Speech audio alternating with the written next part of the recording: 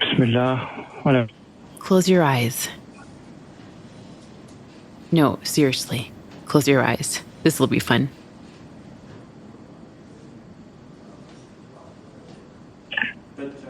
بدء بعد التنازل 10 9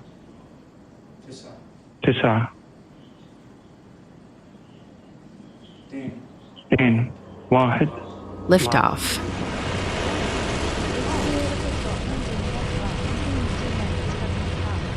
You're speeding away from Earth using your solid fuel engines, getting closer and closer to the Earth's atmosphere. And as you make your exit, you let go of your fairing, your outer shell that helps reduce air resistance, and initiate your second stage launchers. You're about to embark on a 7-month journey, traveling at a speed of more than 11 kilometers per second, 39,600 kilometers per hour, towards a red planet nearly 493 million kilometers away. You send a signal back to Earth, a pale blue dot behind you, letting everyone know that you've made it, that you're okay. You are going to Mars.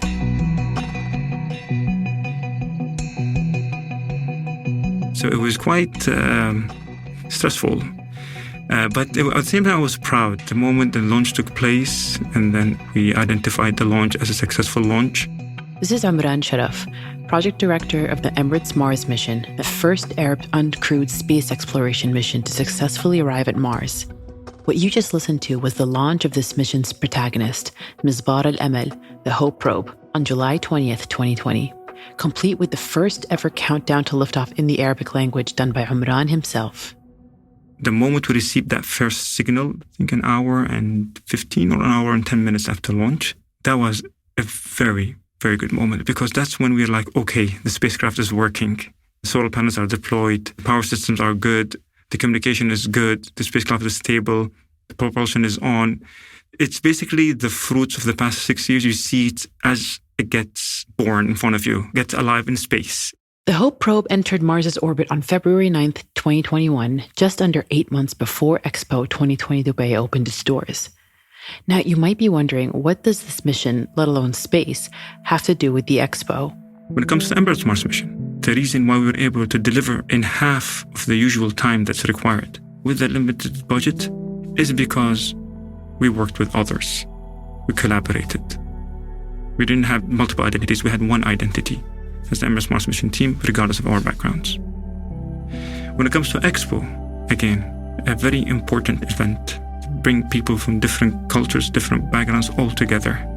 It's about bridging the gap. It's about emphasizing our identity as citizens of Earth rather than citizens of separate nations. In fact, space has been a part of World Expos as early as 1867.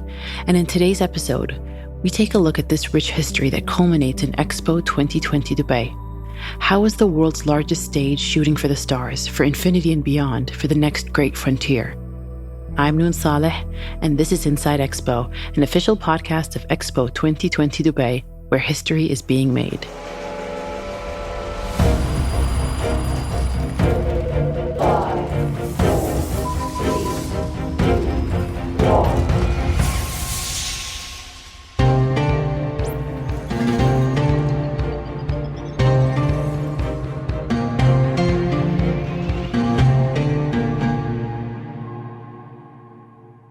To tell us more about the history of space at World Expos, we talked to the World Expo Encyclopedia himself, Charles Pappas, who also happens to like space.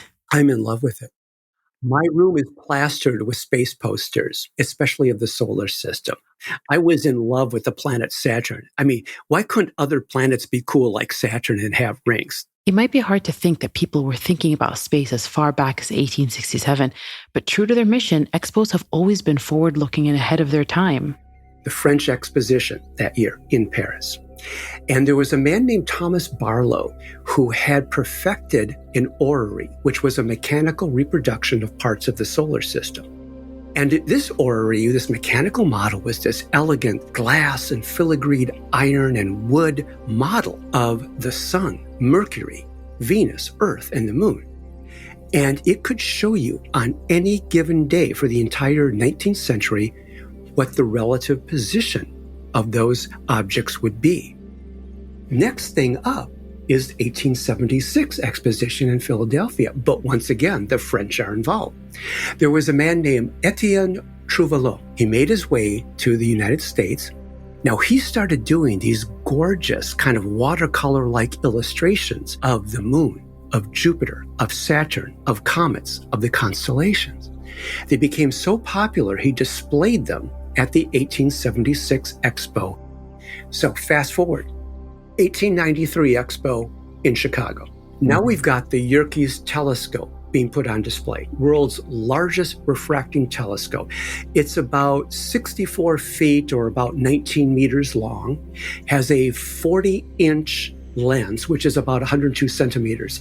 So right after the fair, this was put in the state of Wisconsin Yerkes Observatory, where really it's considered to be the birthplace of astrophysics, thanks to this telescope that was on display at the expo and which had been heavily publicized so that there was a kind of a national knowledge about it. Expos helped translate this national knowledge into national interest over the next 50 or so years, leading us to what is now commonly known as the space race between the US and Soviet Russia in the 1950s and 60s.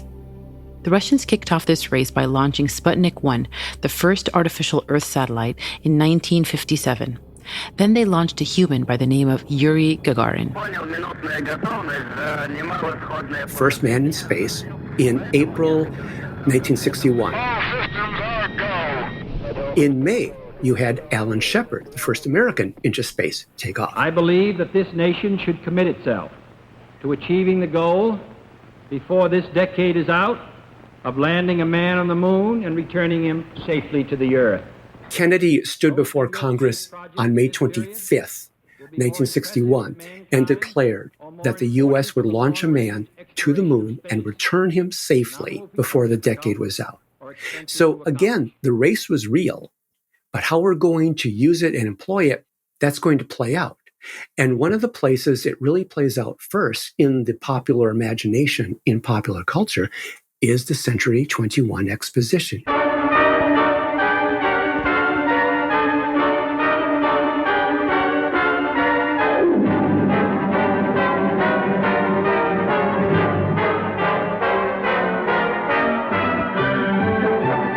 The Seattle World Expo of 1962, dubbed the Century 21 Expo, wanted to send the message to the public that space was fun, that space was cool, that space was almost inevitable. And we as humans were going there.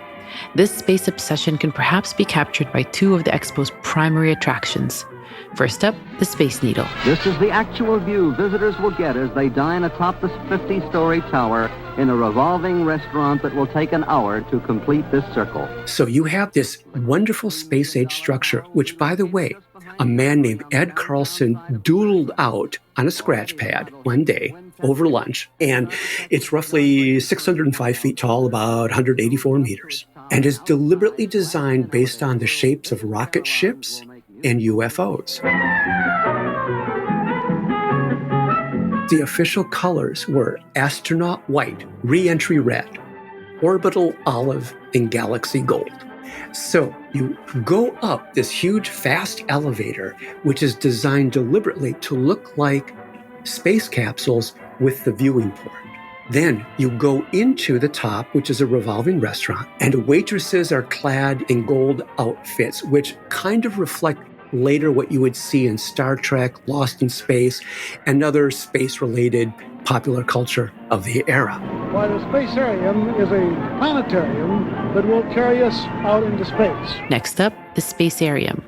So Boeing has its own display, the Spacarium, which is about, 23-meter screen, surround screen, that would show you a trip into space. The Space Needle and the Spacarium took Expo's visitors to space, but other attractions like the monorail and General Motors' Firebird 3, basically a rocket on wheels, gave them a hint at what life in the space age might look like. Now, if this all reminds you of an episode of The Jetsons, you might be onto something. The animated sitcom premiered at the tail end of Century 21, and it's no surprise that the Expo's commercials look very much like an episode of the beloved Space Age series. We wanted to catch Charles's live reaction to one of those commercials that ran in 1962 to promote the Century 21 Expo. Everybody's planning to see Seattle's spectacular $100 million World's Fair. Pack up your troubles and forget your cares. Pack up your family. Now, this looks like a Jetsons cartoon. Mid-century illustration book. What does it have? It has a lightness, fun. This is not the heavy-handedness of industrial space. This is the fun of what space will be. This is what we actually thought the world might be like very, very soon. That was the optimism of it. If it's one thing you can say about this expo, it was optimistic.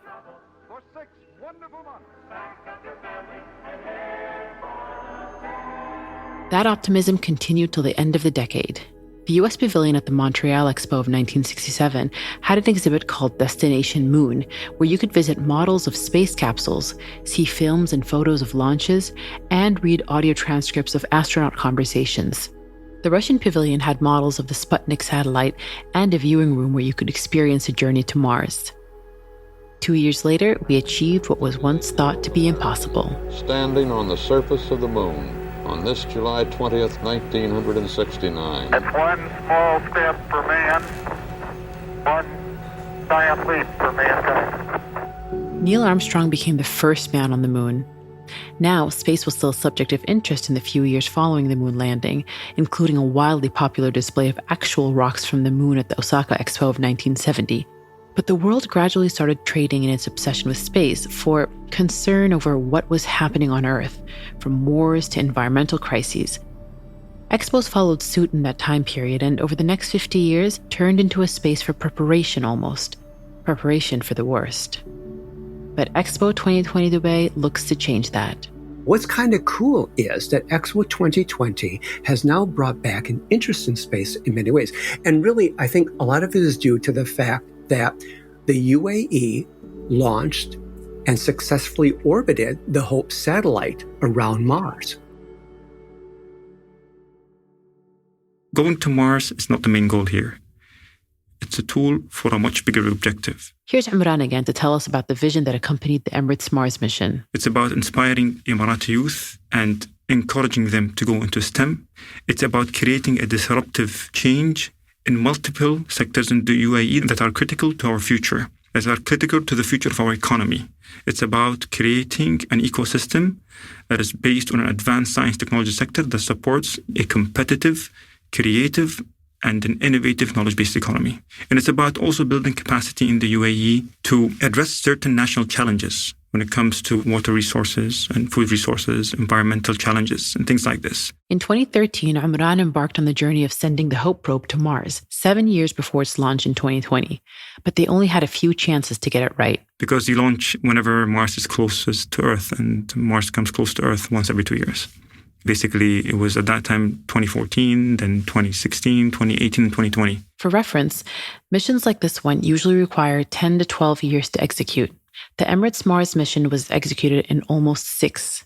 The reason why we were able to deliver the mission with such a limited time frame and budget is because we worked with our knowledge transfer partners, University of Colorado at Boulder, Arizona State University also, and University of California, Berkeley. 450 people worked on this mission, 200 Emiratis, 150 from our knowledge transfer partners, and about 100 subcontractors from around the world. All worked as one team, as the Emirates Mars mission team. And when the probe successfully inserted into Mars' orbit in February 2021, إلى جميع الفرق، إلى شعب دولة الإمارات، إلى الأمة العربية والإسلامية، نعلن نجاح وصول دولة الإمارات في مدار الكوكب الأحمر. اللهم لك الحمد، اللهم لك الحمد، اللهم لك الحمد. I was like, is this a dream? Is this actually happening?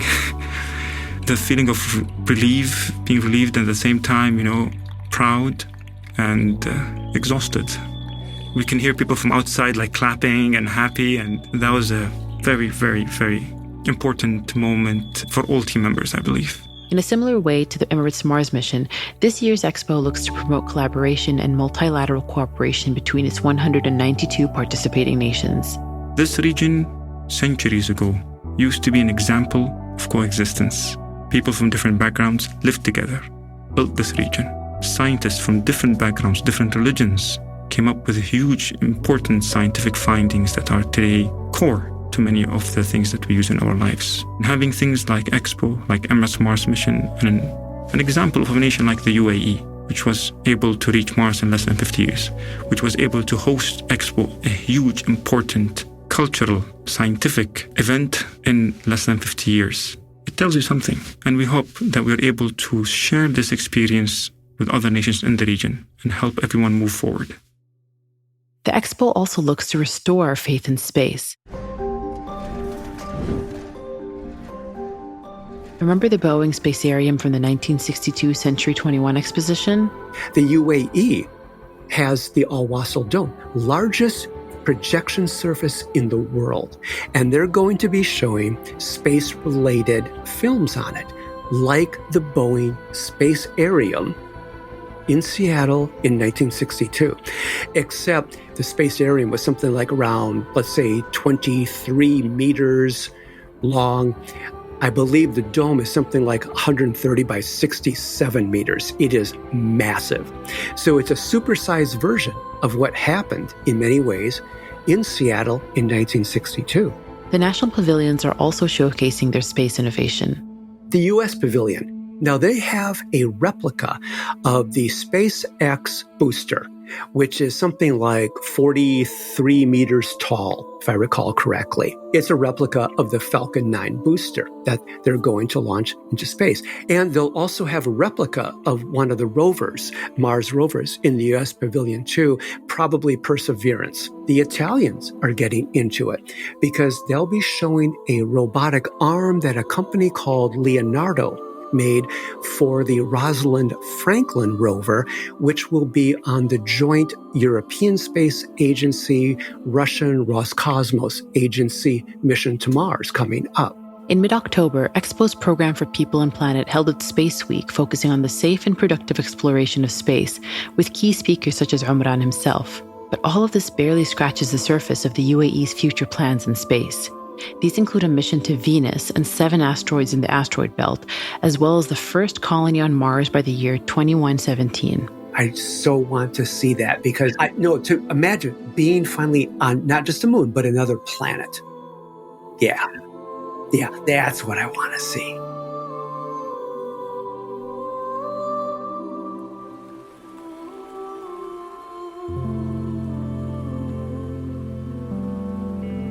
So why space now?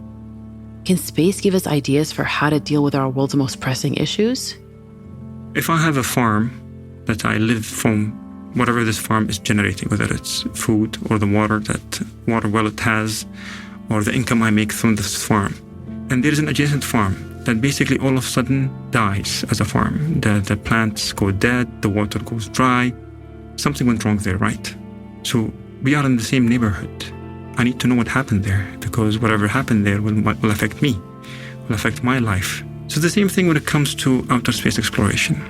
We have an example of a dead planet, Mars, a planet that scientists believe that more than 4 billion years ago used to be similar to Earth. Something went wrong there and turned it into a dead planet and started losing its atmosphere, and it became a toxic planet. So understanding what happened to Mars and what's happening around Mars will help us better understand what's happening around us and what's happening on Earth also. This is why space exploration is very important. We need to know what's going around us because it's going to affect our lives, if not today, in the future. And I believe that's partly what Expo 2020 can show us and hopefully be, like the other great expos, a tipping point for those ideas. Because if it's a tipping point for those ideas, it gains mass acceptance. It gains the backing of the people. And that's what's vital to a World Expo. Not just to look cool, but hit that tipping point so that we accept this as something we need to do, not just want to do.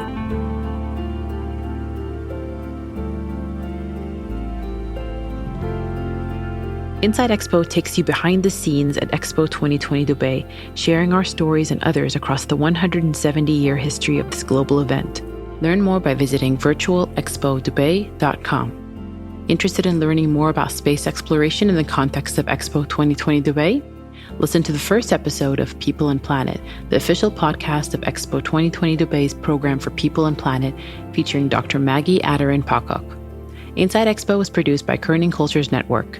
We release episodes every Tuesday and Friday. Subscribe to Inside Expo on your favorite podcast app so you don't miss an episode.